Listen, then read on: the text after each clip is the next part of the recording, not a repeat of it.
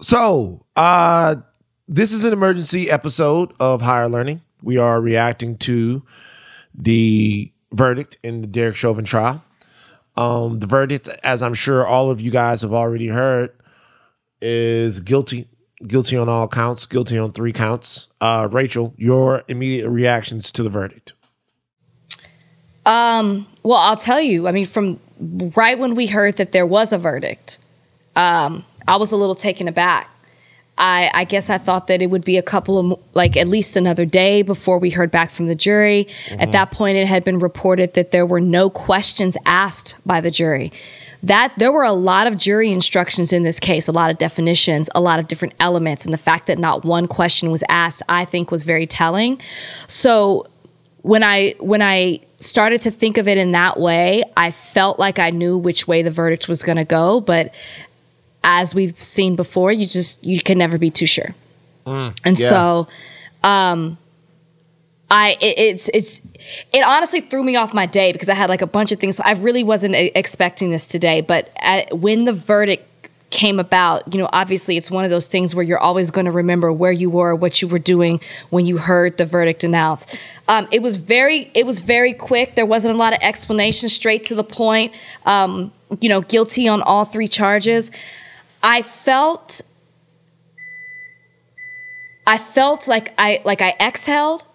I felt a sigh of relief. If you'll remember when we first started talking about at the start of this trial, and I was emotional saying I can't see the other side of it. If there is not a guilty verdict. So a part of me, I breathed a little bit because I thought, I exhaled a little bit because I thought, okay, there's a guilty verdict here. But I still feel uneasy. I still don't feel, I exhaled, but I don't feel relaxed. And I feel like we should all feel that way because what we saw, I heard Keith Ellison, Attorney General for Minnesota, say that it's not justice, it's accountability. And it's a step. This needs to be a continuation. It needs to continue to be a process. But in no way should we exhale, relax, and think like change has come and this is it. If anything, this is more motivation to continue to see more things like this done so we can move towards the direction of reform and things can continue to change. So, yeah, what was your take? So I saw a colleague of ours, Micah Peters, say that he felt emptiness. And I think that's the best way to describe what it is that I feel. I don't just feel emptiness. I feel a profound sense of emptiness. And the emptiness that I feel with this, I think comes from a degree of clarity that I have about situations like this. Is that I see through the prosecuting attorney and the statements that they're making. I see through the Al Sharpton press conferences. I see through it all. And there's nothing in the middle of it. I mean, there might be well-meaning people. There might be well-intentioned people, but we're going to be back here again. And it bothers me, and this is not in any way to take away from people who feel genuinely relieved and happy to a degree that that the verdict went the way it was supposed to go. But I would want to, I just can't. I keep thinking about George Floyd. Of course. And I keep replaying it in my mind like over and over and over again. I'm not having the best day dealing with my depression. It's been tough today. So it really has probably less to do with the trial and more to do with me. But I just keep playing over and over and over again in my mind, just like dying for nothing like that. And the reasons why that happens. And if anyone really gives a shit about the reasons why that happens, it continues to happen. Like, people keep talking about George Floyd as if he's going to call them back. Like, he's dead. And I saw Nancy Pelosi say that George Floyd, thank you, George Floyd, for sacrificing your life. I want people to understand, Nancy Pelosi says, thank you, George Floyd, for sacrificing your life. Now, millions of people are going to change. Millions of things are going to change. Things are going to change now because you sacrificed your life. I thank you. Just think about that for a second. Just think about that sentiment. Someone who had their life taken from them forcibly, that had their life, that had to endure the most terrifying moments that you can imagine as you realize that the person trying to kill you is not going to stop. Then after they're gone and everyone else has picked up the pieces, you thank them, their currency, to make the social change and the move that you want. Like, we're people, we're human beings. So I am so happy that, because look, of the two outcomes, this was the more desirable one. But the minute George took his last breath, we lost. Correct. We did lose. And a life was lost that can never be won back, no matter what the verdict was going to be. And I do find it gross when people try to, it's almost as if it's romanticized what happened, because millions of things are going to change. Okay, first of all, millions of things are not going to change with one verdict. They're just not. And you know that from the fact that in a few months, we're going to be dealing with a whole nother case that happened 10 miles down the road with Kim Potter. I guess for me, the reason I say that I could exhale, but I don't feel relaxed, is knowing that we, like you said, we will be here again. But a part of me is like, because we can't bring George Floyd back, because a life was lost, you're never going to get those things back. But how do we keep the fight to try to for these things to continue to not happen? Because what you have to at least acknowledge is what happened with Chauvin. I don't know if it's ever happened in Minnesota. Please correct me if I'm wrong. But we don't typically see these officers, one, indicted, and then two, found guilty. No, there was one that they got. He was black. Okay. He killed a white lady a couple of years ago. Remember that guy? So the Australian. I guess so. Wasn't she? She was an Australian lady. Yeah, well, they got, yeah. So a white officer killing a black person, a person of color. Mm-hmm. It is rare. You see time and time again, we don't even get past the indictment. We don't get past the grand jury. We got past the grand jury. We got an indictment. We got a conviction. He's going to prison. I can't stay. I understand you. I can't stay in a place of focusing. I'm never going to forget the fact that George Floyd died, but I can't stay there. And I have to say, how can we continue to take down people like a Derek Chauvin, to take down these other bad apples like we talk about? How can we continue to fight for change? I can't stay there, because if I stay there, I mentally can't handle that.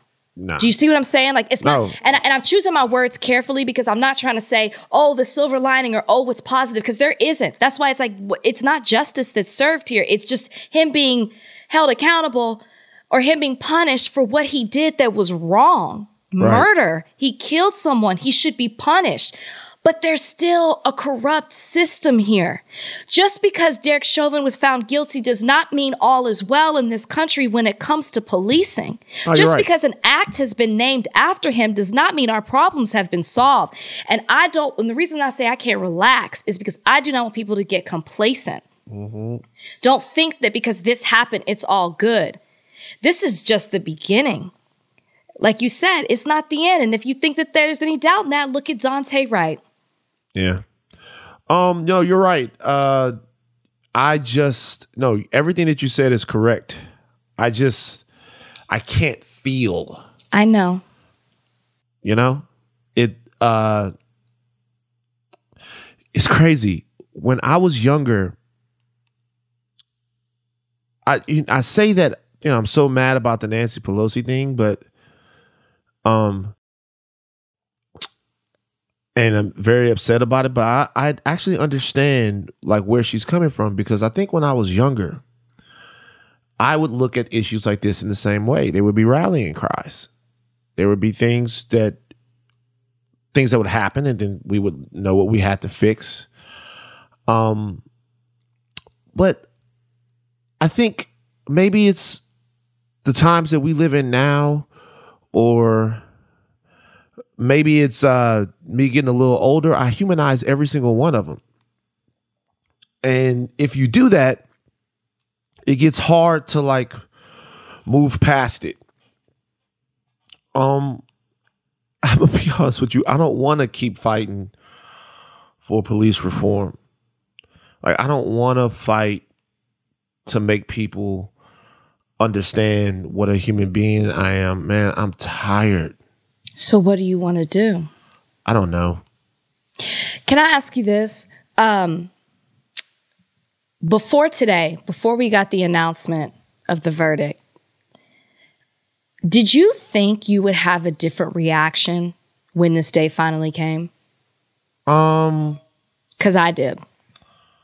Yeah, I thought that there would be, and I think that's the thing that's bothering me. I thought that there would be some sense of happiness.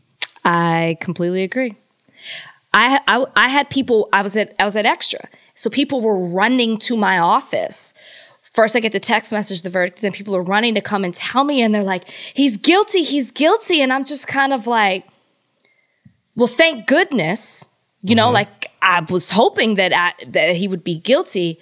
But then I was kind of like, you said empty. It wasn't that I was empty. It was just like, like I was indifferent almost. I just was like, well, he should be guilty. I mean, this is the most obvious thing in the world. And I guess I thought I would feel more. I thought I would have more emotion. I thought I would have my hands up in the air. I looked at people in the crowd dancing in the street, barbecuing. People were elated.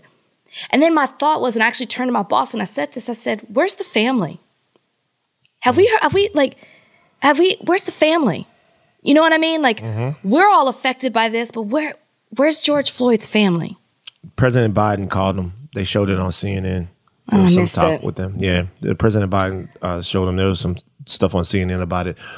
No, you're right. When I was working at TMZ, I think I talked about this. I don't know. Prince passed away. Oh, you know, it was on my birthday. Yeah. Very sad. So when Prince passed away, there's a trick that you can use to get a story out of someone, right? If you know something already happened. Like if I'm calling you up right now and I can get you to confirm something by acting as if I already know it for sure and just getting your take on it.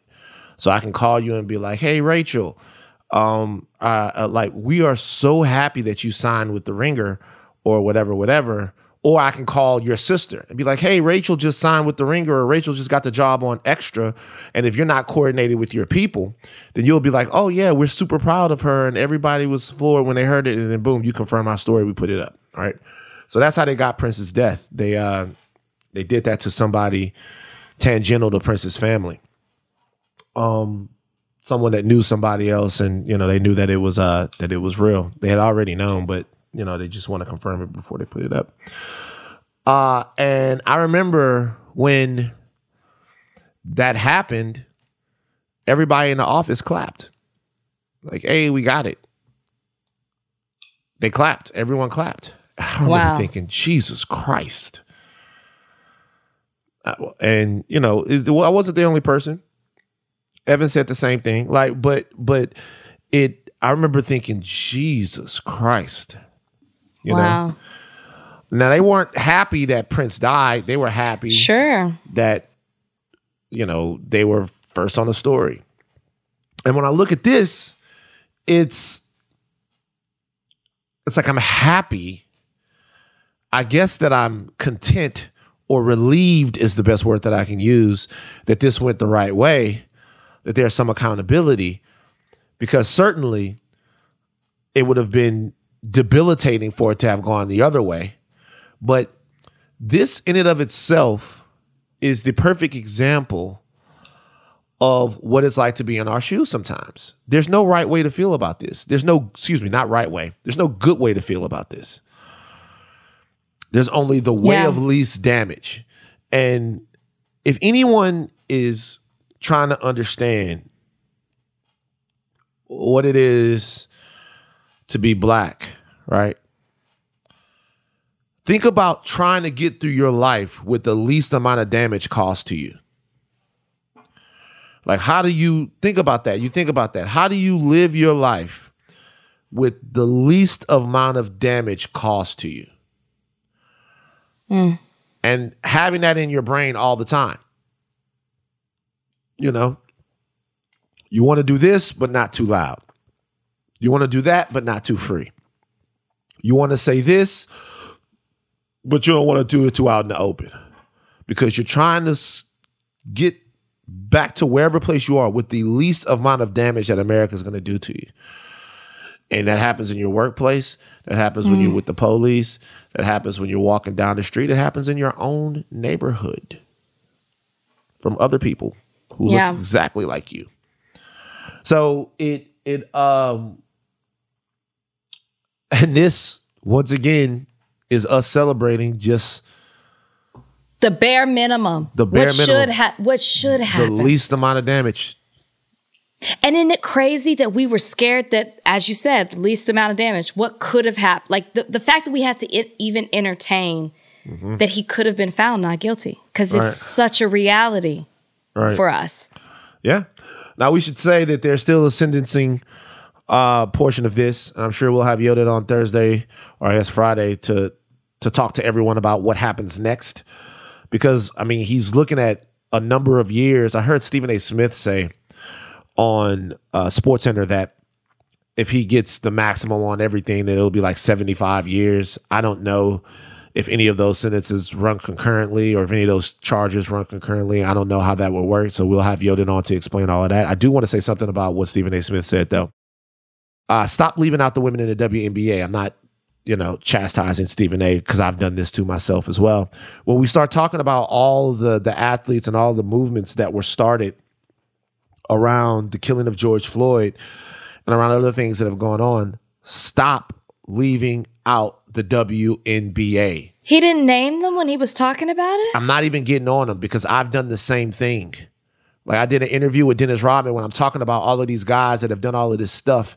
The women of the WNBA have been front and center on all of this stuff. They've actually put their careers, in my opinion, a lot of them, in more jeopardy. What does that say? From the locker room to the boardroom. This came from Renee Montgomery. Renee Montgomery. You know what I mean? Yeah. So shout out to Renee Montgomery. So we have got to stop erasing the women of the WNBA. Maya Moore, who gave up her entire career. Yeah. You know what I mean? So anyway, that just kind of stuck out to me. And that's not to diminish any of the things that any of the fellas are doing. But just let's also recognize others who are doing the same. Yeah. I got you. Well, let me say this. I am glad. I mean, I know we're going to talk to Yodi about this on the next podcast. I know that we will talk about it again when the sentencing happens, which I think will be in about 5 weeks. It'll take. But for now, he is in jail with no bail. So he'll be sitting there until sentencing and beyond. But I'm happy to not be talking about Derek Chauvin anymore. I do want to say that.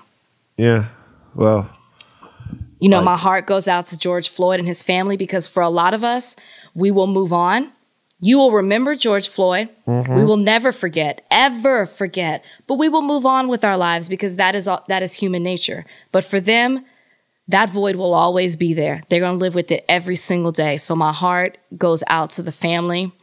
I hope in some way, some way they find a sense of peace, because they'll never feel fulfilled. They'll never feel complete with the loss that they had in George Floyd. But I do hope that they find a sense of peace. Maybe it's a sense of understanding. I don't know. But I pray that they find that. I pray that they find it too. I pray that everyone finds it.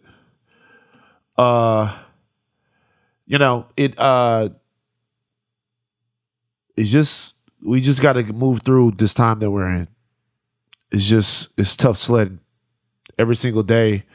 My Google is lists and lists longs of looking for answers and looking for somebody to be able to fix something.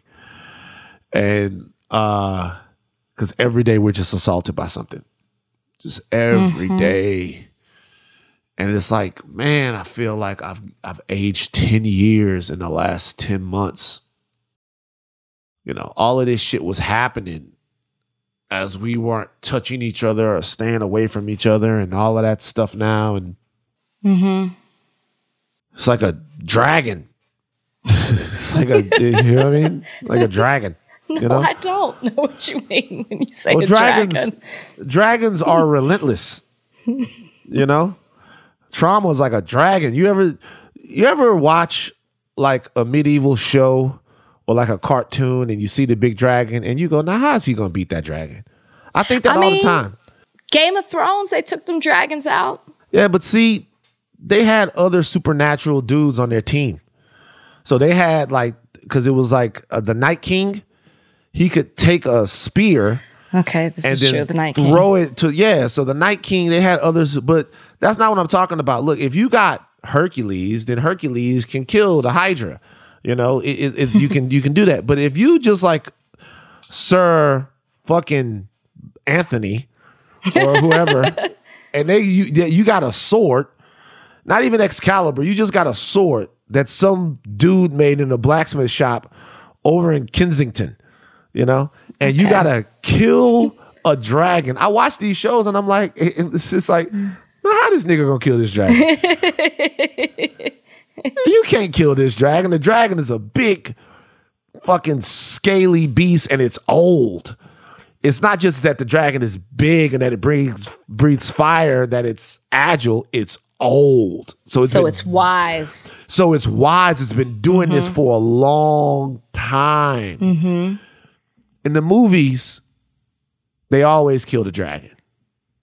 True. In real life, I'm just not so sure we can. Well, I hope you're wrong. Oh, that's all I can say. I pray that I'm wrong as well. I've never wanted to be this wrong.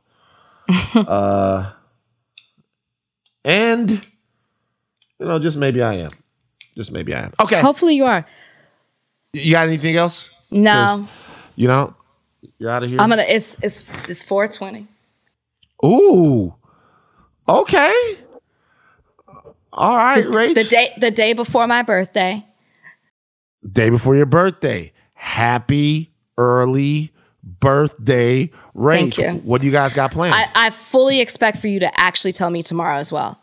I'm one of those people who will hold it against you if I don't hear from you on my actual birthday. I'm definitely going to tell you. And you really don't have an excuse because, me and Kalika have the same birthday. We have the same birthday. It's her birthday tomorrow. What am I going to do? I'm going to work, which I never work on my birthday. But it's like, it's on a Wednesday. What am I going to do? You know what I'm saying? So we're going to go to dinner tomorrow night. And then Brian has something planned for the weekend. We're going to have a quick getaway. I don't know where we're going. But we're going to hop in the car and go somewhere. Just for the weekend. He told me where you guys are going. Oh, did he? He told me. Fresno. Stop. You guys, he said he had two places that he was thinking of going. It was between Fresno and Modesto. And I just want you to know Brian is in the room. He goes, I didn't tell him that. He said, Brian said that he always wanted to go up there and be a part of the program at Fresno State. He has no idea where Fresno is. Brian has Fresno. no idea. Brian, don't, no. Fresno, California is where you're going. But we have to get back because Sunday is the Oscars and I got to work. Yay, Oscars. Okay. Yeah, something to look forward to. Yay. I guess if you guys haven't already and you're on your Oscar binge, make sure you watch Two Distant Strangers. You know what? Don't watch it. No, watch it. No. Yes. Don't watch it.